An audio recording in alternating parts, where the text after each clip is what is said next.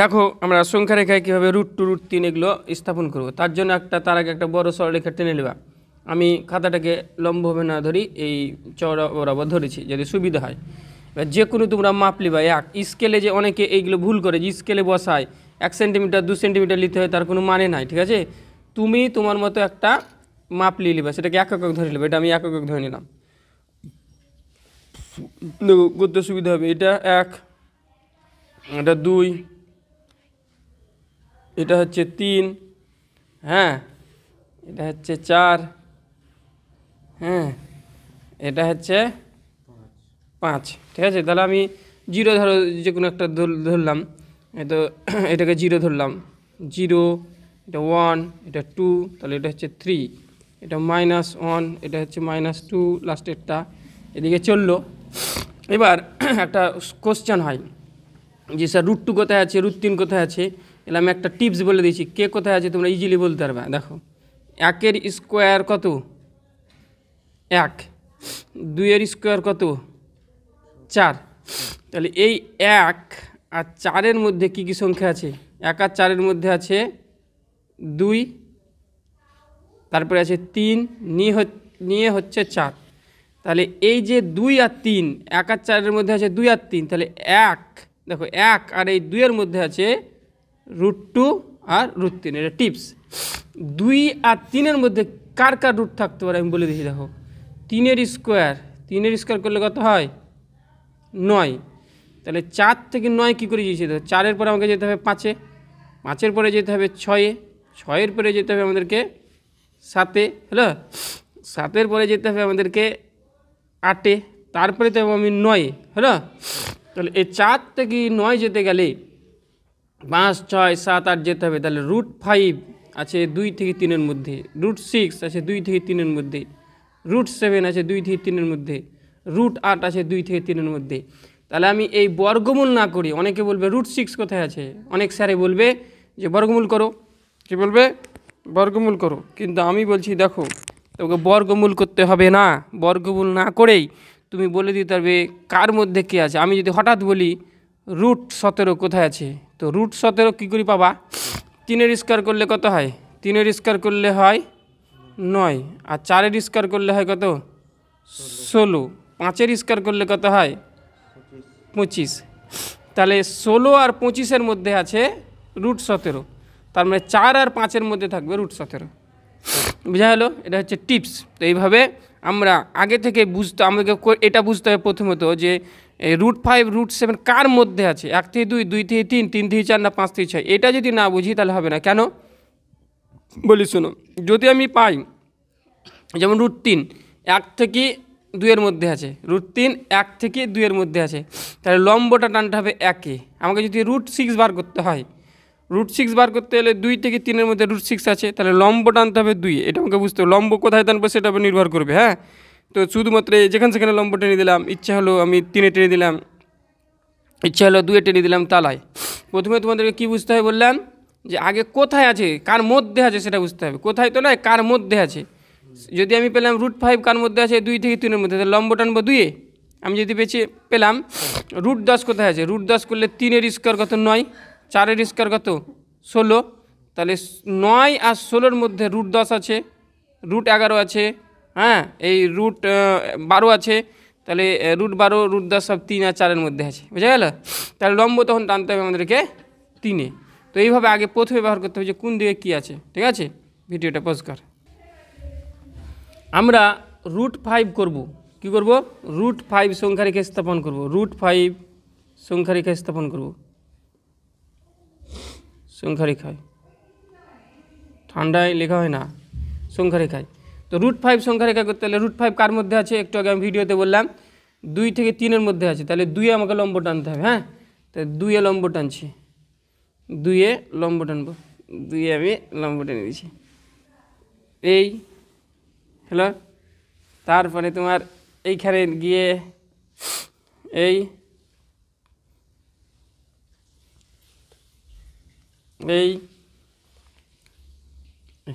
লম্ব টানা হয়ে গেল। লম্ব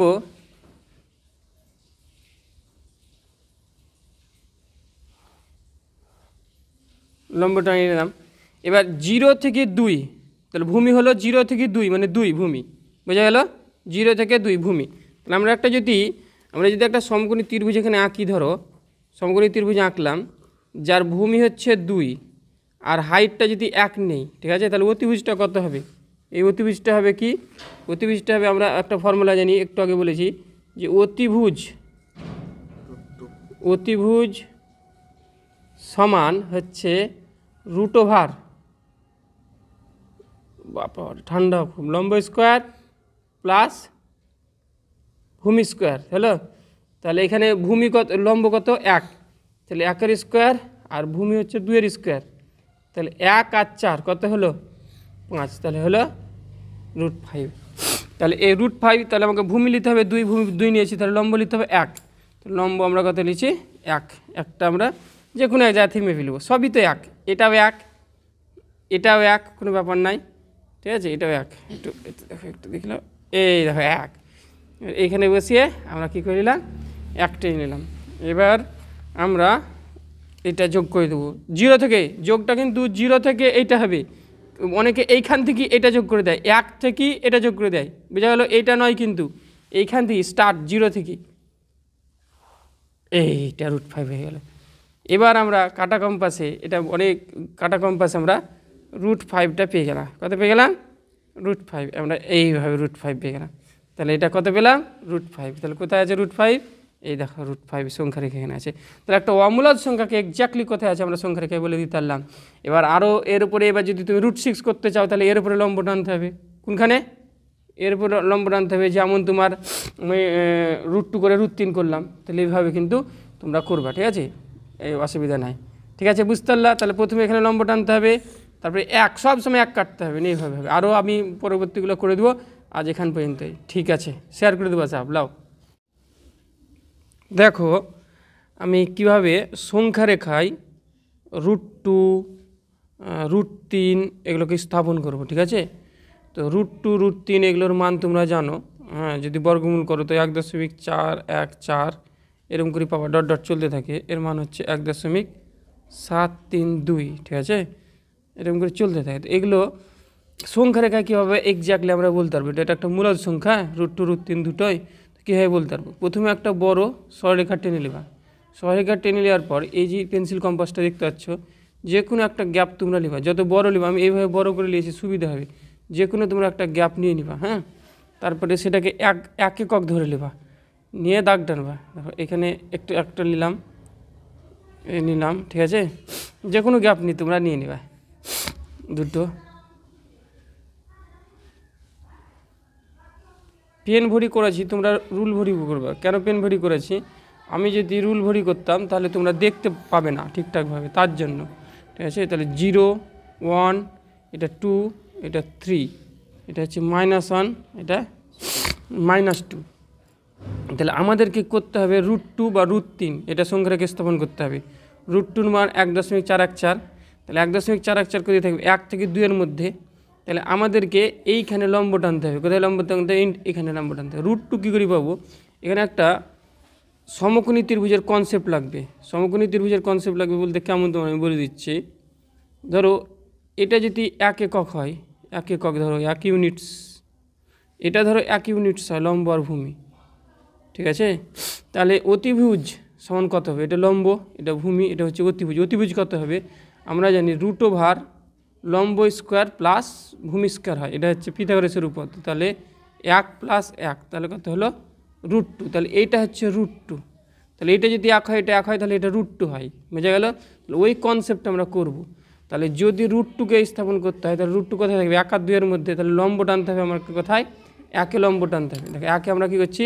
লম্ব টানছি। ভূমি আমরা ধরো 0 থেকে 1 পেয়েছি ভূমি, ওখানে মাথা ব্যথা নাই। তাহলে আমরা সবাই লম্ব টানতে শিখেছি, লম্ব টানা তোমাদের তবুও শিখিয়ে দিছি।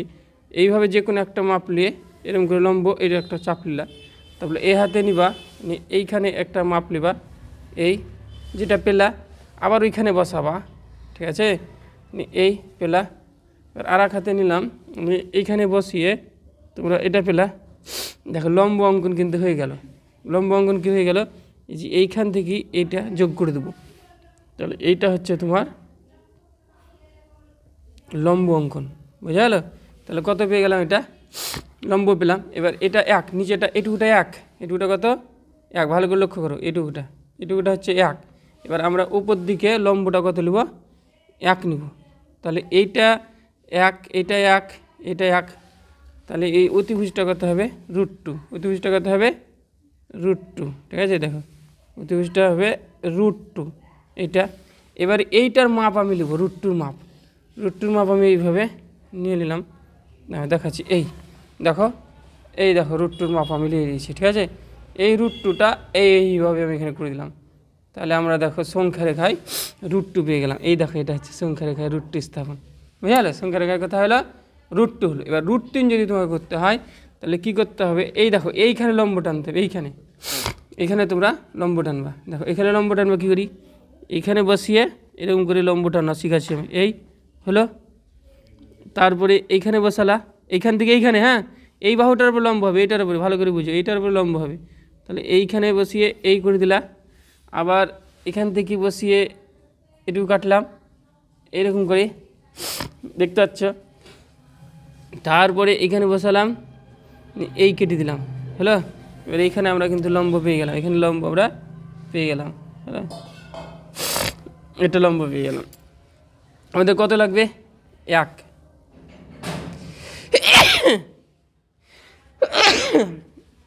ঠান্ডা লেগে গেছে বুঝলাম ওকে। এইখানে হলো কি 1, তাহলে এইটা তুমি অ্যাকচুয়াল কত পেয়েছো, এইটা হচ্ছে √2, এটা আমি কত নিলাম 1, তাহলে ভূমি হচ্ছে √2, এটা হচ্ছে 1, তাহলে এটা √2 আর 1 যদি ক্যালকুলেশন করি তাহলে কী হবে, লম্ব স্কোয়ার প্লাস ভূমি স্কোয়ার, 1 স্কোয়ার √2 স্কোয়ার, তাহলে 2 আর 1 3 হবে। তাহলে এটা আমি দেখো কত পেয়ে গেলাম, 3 পেয়ে গেলাম। এই দেখো এই হচ্ছে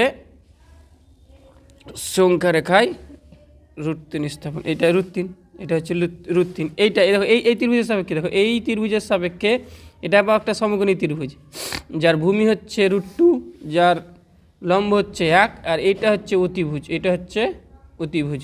তাহলে এটা হচ্ছে অতিভুজটা হচ্ছে √3, এইখানে পেয়ে গেলাম। তাহলে √3 করতে আছে এইখানে, বোঝা হলো। এভাবে বারবার ভিডিওটা দেখবা, দেখো তোমরা নিজেরাই পারবা, কলম দিয়ে করেছি যাতে বুঝতে পারো, ঠিক আছে।